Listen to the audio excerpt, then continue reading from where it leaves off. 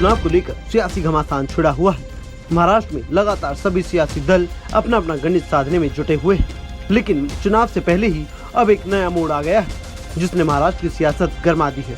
दरअसल टिकट न मिलने से नाराजगी बागी महायुति और महाविकास अघाड़ी गठबंधन के लिए सिरदर्द बनते जा रहे हैं। यानी ये समझा जा सकता है कि दोनों ही गठबंधन से बागी हुए नेता अब चुनाव में उनको झटका दे सकते हैं। एक तरफ जहां महायुति ने 150 बागियों की पहचान की है, तो वहीं कई दलों के लगभग 150 नेताओं ने अपनी पार्टी या दोनों गठबंधन के उम्मीदवारों के खिलाफ पर्चा भर दिया है। अब महायुति और महाविकास अघाड़ी की तरफ से इस बात पर पूरा जोर दिया जा रहा है कि वो आपसी मतभेदों को सुलझाते हुए इन बागियों को चुनावी मैदान से हटने के लिए कैसे मनाएं।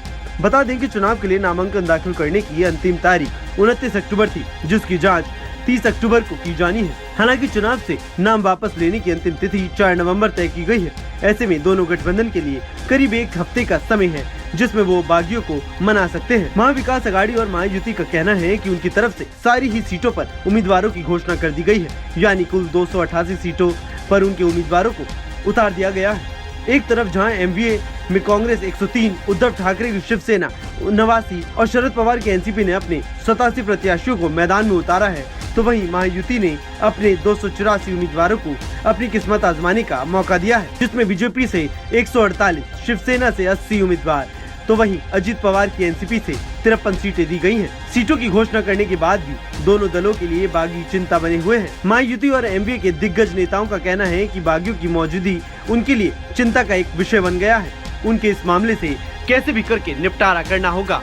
उम्मीदवारों के कागज जाँच किए जाने हैं। 4 नवम्बर को ये स्पष्ट हो जाएगा कि कितने बागी मैदान में हैं। बागियों के चुनावी मैदान में होने से कहीं न कहीं दोनों दलों के लिए टेंशन पैदा हो गई है।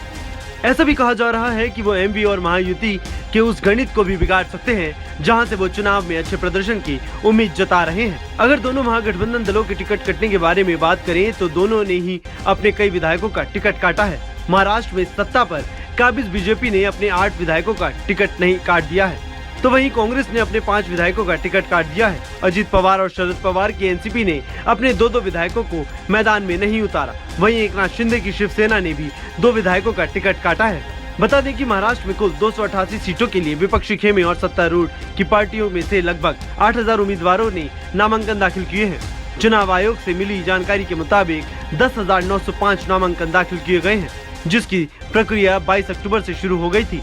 जो भी उम्मीदवार चुनाव से अपना नाम वापस लेना चाहता है, उसके पास 4 नवंबर तक का समय होगा। वहीं चुनाव अगले ही महीने 20 नवंबर को एक ही चरण में होने हैं, जबकि सभी पार्टियों की किस्मत का फैसला यानी परिणाम 23 नवंबर को जनता के सामने होंगे। ये देखना काफी दिलचस्प होगा कि कौन सी पार्टी 23 नवंबर को बाजी मारने में सफल रहती है।